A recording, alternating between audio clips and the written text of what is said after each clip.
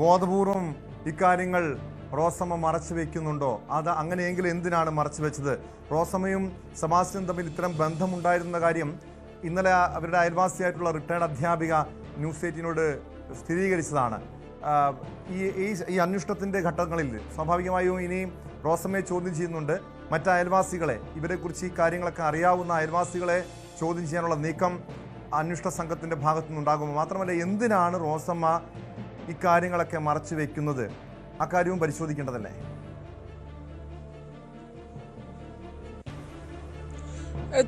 നമുക്ക് ഓരോ ഘട്ടത്തിലും അവരോട് ഇടപഴകിയപ്പോൾ നമുക്ക് മനസ്സിലാകുന്നത് കുറെ കൂടെ കാര്യങ്ങൾ അവർക്ക് അറിയാമായിരുന്നു എന്നുള്ളതാണ് നമുക്ക് മനസ്സിലാക്കാൻ കഴിയുന്നത്. കാരണം ഇവർ പറഞ്ഞ പല കാര്യങ്ങളും നിർണായകമാണ്. റോസമ്മ ഐഷയെ കാണാതായതിനു ശേഷം റോസമ്മയുടെ ഫോണിലേക്ക് നിരന്തരം കോളുകൾ വന്നുകൊണ്ടേയിരുന്നു. ഐഷയുടെ ഫോണിൽ നിന്നും ഫോൺ എടുക്കുമ്പോൾ ഫോൺ കട്ടാക്കും, മിണ്ടാറില്ല, സംസാരിക്കാറില്ല. പോലീസ് സ്റ്റേഷനിൽ ഇരുന്നപ്പോൾ തനിക്ക് ഐഷയുടെ ഫോണിൽ നിന്നും കോൾ വന്നു. എന്നാൽ താൻ ആ കോൾ അറ്റൻഡ് ചെയ്തപ്പോൾ പോലീസ് സ്റ്റേഷന്റെ പരിസരത്ത് നിന്നാണ് അയാൾ വിളിക്കുന്നത് എന്ന് തനിക്ക് മനസ്സിലായി എന്ന് പറഞ്ഞു. അതെങ്ങനെ മനസ്സിലായി എന്നുള്ളത് നമുക്ക് മനസ്സിലാക്കാനേ പറ്റില്ല. അവരത് വിശദീകരിച്ചത് ആ ഒരു അറ്റ്മോസ്ഫിയർ കൊണ്ട് എനിക്ക് മനസ്സിലായി എന്നുള്ളതാണ്. താൻ പോലീസുകാരോട് ഇക്കാര്യം പറഞ്ഞിരുന്നു എന്നുള്ളതൊക്കെ അവർ വ്യക്തമാക്കുമ്പോഴും അന്നത്തെ അന്വേഷണ സംഘത്തിൽ നിന്ന് നമുക്ക് അറിയാൻ കഴിഞ്ഞിട്ടുള്ളത് ഇവർ ഇങ്ങനെ ഒരു കോൾ വന്ന കാര്യം അവിടെ പങ്കുവച്ചിട്ടില്ല. പ്രത്യേകിച്ച് പോലീസ് സ്റ്റേഷനിൽ ഇരിക്കുമ്പോൾ അങ്ങനെ ഒരു കോൾ വന്ന കാര്യം ഇവർ പങ്കുവച്ചിട്ടില്ല എന്നുള്ളതാണ്. പ്രത്യേകിച്ച് ഈ 2012 ഈ തിരോധാന കേസുകളിൽ ആദ്യം രജിസ്റ്റർ ചെയ്യപ്പെടുന്ന കേസ് ഐഷയുടേതാണ്. 2012 ഐഷയെ കാണാതാകുന്നത്. ഈ ബിന്ദു പത്മനാഭൻ 2006 മുതൽ മിസ്സിംഗ് ആണ് എന്ന് പോലീസ് സ്ഥിരീകരിക്കുമ്പോഴും 2017 ബിന്ദുവിന്റെ സഹോദരൻ പരാതി നൽകുന്നത്. അപ്പോൾ സെബാസ്റ്റ്യൻ എന്നുള്ളയാൾ 2013 ശേഷമാണ് ഈ ഫ്രെയിമിലേക്ക് വരുന്നത് ഈ ബിന്ദുവിന്റെ തിരോധാന കേസിൽ. കാരണം ബിന്ദുവിന്റെ സ്ഥലം വ്യാജ പവർ ഓഫ് അറ്റോർണി ഉണ്ടാക്കി ഇയാൾ വിൽക്കാൻ ശ്രമിച്ചു. ആ ഘട്ടത്തിലും ഇയാൾ ബിന്ദു ഉണ്ടെന്നാണ് എല്ലാവരോടും പറയുന്നത്. കാരണം ബിന്ദുവിന്റെ കോൾ വന്ന ഡീറ്റെയിൽസ് അയാൾ കാണിക്കുന്നു. അങ്ങനെ വിശ്വാസത്തിലെടുത്ത് ബന്ധുക്കളെയൊക്കെ വിശ്വാസത്തിലെടുത്ത് ബിന്ദു ബാംഗ്ലൂരും ആലപ്പുഴയിലുമായി താമസിക്കുന്ന സ്ത്രീയാണ്. അതുകൊണ്ട് തന്നെ ഇവർ അവിടെയാണ് ഇവിടെയാണെന്നൊക്കെ പറഞ്ഞ് ഇയാൾ എസ്കേപ്പ് ആയി പോയിട്ടുണ്ട് എന്നുള്ളതാണ് അത്. പക്ഷേ ഈ ഐഷ തിരോധാന കേസ് വന്ന സമയത്ത് റോസമ്മ, സെബാസ്റ്റ്യൻ അല്ലെങ്കിൽ ബിന്ദുവിന്റെ കേസ് കൂടി വന്ന ഘട്ടത്തിലെങ്കിലും ഈ സെബാസ്റ്റ്യനുമായി കണക്ട് ചെയ്ത് ഈ കേസുകളെ ഒന്ന് പരിശോധിക്കേണ്ടതായിരുന്നു. അങ്ങനെ ഒരു പരിശോധന ഉണ്ടായിട്ടില്ല. പക്ഷേ ഇനി അത് പരിശോധിക്കാനായി അന്വേഷണ സംഘം തീരുമാനിച്ചിരിക്കുന്നു എന്നുള്ളതാണ്.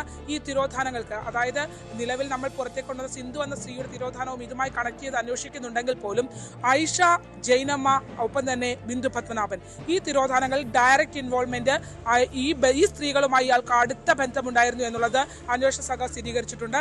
റോസമ്മയിൽ നിന്ന് കൂടുതൽ വിശദാംശങ്ങൾ തേടുക എന്നുള്ളത് തന്നെയാണ് അന്വേഷണ സംഘത്തിന്റെ ഇനിയുള്ള നീക്കം എന്നുള്ളതാണ്. കാരണം സെബാസ്റ്റ്യനുമായി കണക്ട് ചെയ്ത് നിർണായകമായ വിവരങ്ങളാണ് ന്യൂസ് 18ലൂടെ അവർ പങ്കുവച്ചത്. തൊട്ടടുത്തുള്ള വീട്ടമ്മ നമ്മളോട്, എലിസബത്ത് ജേക്കബ് എന്ന റിട്ടയർഡ് അധ്യാപിക നമ്മളോട് പറഞ്ഞ കാര്യങ്ങൾ വെച്ച് നോക്കുകയാണെങ്കിൽ റോസമ്മയുടെ വീട്ടിൽ രാവും പകലും വന്നു പോയിരുന്ന ഒരാളാണ് സെബാസ്റ്റ്യൻ എന്നുള്ള സ്ഥിരീകരണം ആ അധ്യാപികയുടെ ഭാഗത്ത് നിന്ന് ഉണ്ടാകുന്നുണ്ട്. ഒപ്പം ഈ JCB ഉപയോഗിച്ച് ആ പുരയിടം കുഴിക്കുന്നത് താനും കണ്ടിരുന്നു. അസ്വാഭാവികത തോന്നി താൻ അവിടെ അന്വേഷിച്ചപ്പോൾ സെബാസ്റ്റ്യൻ ആ വീടിന്റെ അരപ്രൈസിൽ ഉണ്ടായിരുന്നു എന്നുള്ള നിർണായകമായ വിവരം അവരും നമ്മളോട് പങ്കുവച്ചിട്ടുണ്ട്. അങ്ങനെയാണെങ്കിൽ ഈ ജൈനമ്മയുടെ ഈ റോസമ്മയുടെ തൊട്ടടുത്തുള്ള പുരയിടം ഇവർ ഈ സെബാസ്റ്റ്യനുമായി അടുപ്പമുണ്ടായിരുന്ന കാലയളവിൽ വാങ്ങിയതെന്ന് നമ്മളോട് സ്ഥിരീകരിച്ച കാട് പിടിച്ചു കിടക്കുന്ന പുരയിടം ഉൾപ്പെടെയുണ്ട്. ഒരു വളരെ മാസങ്ങൾ മാത്രം ഉപയോഗിച്ച റോസമ്മയുടെ ഉടമസ്ഥതയിലുള്ള ഒരു കോഴി ഫാം അതിനകത്ത് ഉണ്ട്. അതൊന്നും പ്രവർത്തിക്കുന്നില്ല. ആ പുരയിടം തന്നെ കാട് പിടിച്ച അവസ്ഥയിലാണ്. അത് വെട്ടിത്തെളിച്ച് വൃത്തിയാക്കുകയോ അങ്ങനെയുള്ള ഒരു ഇടപെടലും ഉണ്ടായിട്ടില്ല എന്നുള്ളതാണ്. ഈ സ്ഥലങ്ങളിലൊക്കെ അന്വേഷണ സംഘം പരിശോധന നടത്തേണ്ടി വരുന്ന ഒരു സാഹചര്യത്തിലേക്കാണ് കാര്യങ്ങൾ എത്തുന്നത് എന്നുള്ളതാണ്. എന്തായാലും ഒരു കാര്യം സുപ്രധാനമായിട്ടുള്ള ഒരു വിവരമാണ് ശരണ്യ ഇപ്പോൾ സൂചിപ്പിക്കുന്നത്. അതായത് ശരണ്യ, ഈ സെബാസ്റ്റ്യന്റെ വീട്ടുവളപ്പിൽ മാത്രമല്ല മറ്റ് സ്ഥലങ്ങളിലും ഈ റോസമ്മയുടെ, സെബാസ്റ്റ്യന്റെ മുൻകാമുകിയായിട്ടുള്ള റോസമ്മയുടെ വീടിനോട് ചേർന്ന പുരയിടത്തിലും ഒരുപക്ഷെ ഇതുപോലുള്ള തെളിവുകൾ നശിപ്പിച്ചിട്ടുണ്ടാകാമെന്നൊരു സംശയം അന്വേഷണ സംഘത്തിനുണ്ടോ? ശരണ്യ ഇപ്പോൾ സൂചിപ്പിച്ചതുപോലെ, ശരണ്യ ആ പ്രദേശങ്ങളിലൊക്കെ പോയതാണ്. അവിടെ കാട് പിടിച്ച് നടക്കുന്ന 40 സെന്റ് സ്ഥലമുണ്ട്, നേരത്തെ സൂചിപ്പിച്ചതുപോലെ.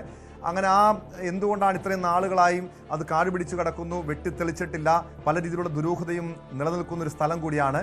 ആ സ്ഥലം കുടിച്ച് പരിശോധിക്കാനുള്ള നീക്കങ്ങൾ അന്വേഷണ സംഘത്തിന്റെ ഭാഗത്തുനിന്നുണ്ടാകും. അതോടൊപ്പം ഇന്നലെ കണ്ടെത്തിയ 6 അസ്ഥികഷ്ണങ്ങൾ, ഒരു ലേഡീസ് ബാഗ് ഉൾപ്പെടെ അവിടെ നിന്ന് കണ്ടെത്താൻ കഴിഞ്ഞിരുന്നു. അത് ആരുടേതാണെന്ന് വ്യക്തമായിട്ടുണ്ടോ ശരണ്യ?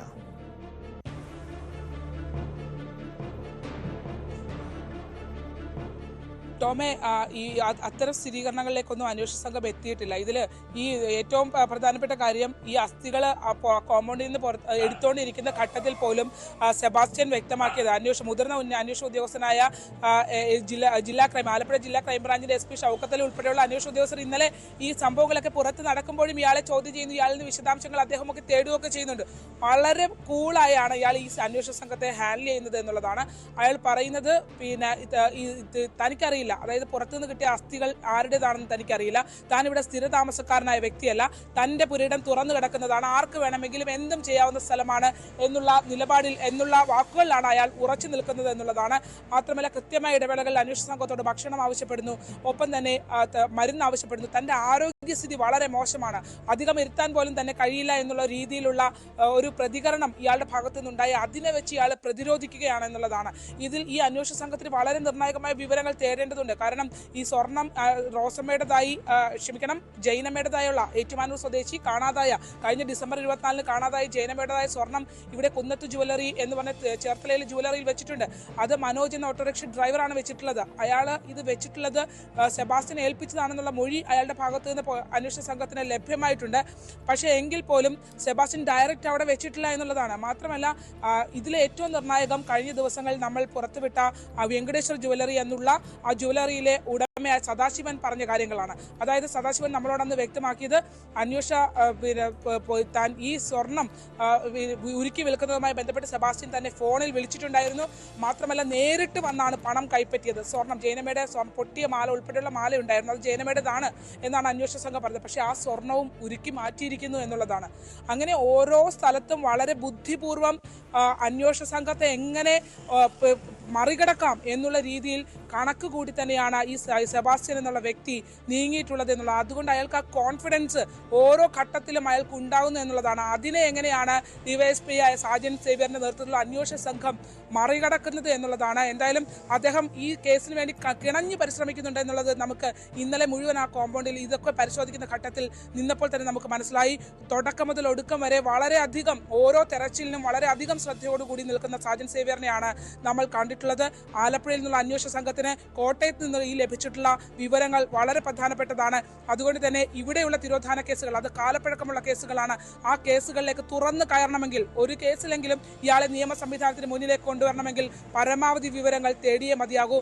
അതിനുവേണ്ടി ആലപ്പുഴയിലുള്ള ടീം, ആലപ്പുഴ ജില്ലാ പോലീസ് മേധാവി മോഹനചന്ദ്രൻ, ഒപ്പം തന്നെ ക്രൈംബ്രാഞ്ച് മേധാവി ഷൗക്കത്ത് അലി അടക്കമുള്ള ഒരു ടീം, ഇവർ 3 പേരും കോർഡിനേറ്റ് ചെയ്ത് തന്നെയാണ് ക്രൈംബ്രാഞ്ച് SP ഗിരീഷ് P സാരഥി അടക്കമുള്ള ഉദ്യോഗസ്ഥർ ഇവരൊക്കെ കോർഡിനേറ്റ് ചെയ്ത് തന്നെയാണ് ഈ കേസിൽ പോകുന്നത്. പക്ഷേ സെബാസ്റ്റ്യൻ ഒട്ടും ബുദ്ധിയില്ലാത്ത ആളല്ല, വളരെ ബുദ്ധിപൂർവ്വമാണ് ഓരോ കാര്യങ്ങളും ചെയ്തിട്ടുള്ളത്. ഇപ്പോൾ കുളം വറ്റിക്കുന്ന സമയത്താണ് ഈ പേഴ്സും ഒരു തുണിയുടെ അവശിഷ്ടവും ഒക്കെ കിട്ടിയിട്ടുള്ളത്. അതൊക്കെ വർഷങ്ങളായിട്ട് അവിടെയുള്ള കുളങ്ങളാണ്. അതിൽ നിന്ന് ഇത് ആരുടെ ആണ് അല്ലെങ്കിൽ അത് ജയരമ്മയുടെ കുടുംബാംഗങ്ങൾ തിരിച്ചറിയണം. ആ രീതിയിലൊക്കെ പറഞ്ഞ് ഇയാൾക്ക് ഒഴിഞ്ഞു പോകാൻ കഴിയും. പക്ഷേ അന്വേഷണ സംഘത്തിന് സംശയമില്ലാത്തൊരു കാര്യമുണ്ട്, ഇതിൽ സെബാസ്റ്റ്യന് കൃത്യമായി തിരോധാന കേസുകളിലെല്ലാം ഇൻവോൾവ്മെന്റ് ഉണ്ട്. ഇയാൾ ഒരു ഹാബിച്വൽ ക്രിമിനലാണ്, ഇയാൾക്ക് കാര്യങ്ങൾ ചെയ്തിട്ടുണ്ട്, ഈ സ്ത്രീകളൊന്നും ജീവിച്ചിരിപ്പില്ല എന്നുള്ളത് തന്നെയാണ്. പക്ഷേ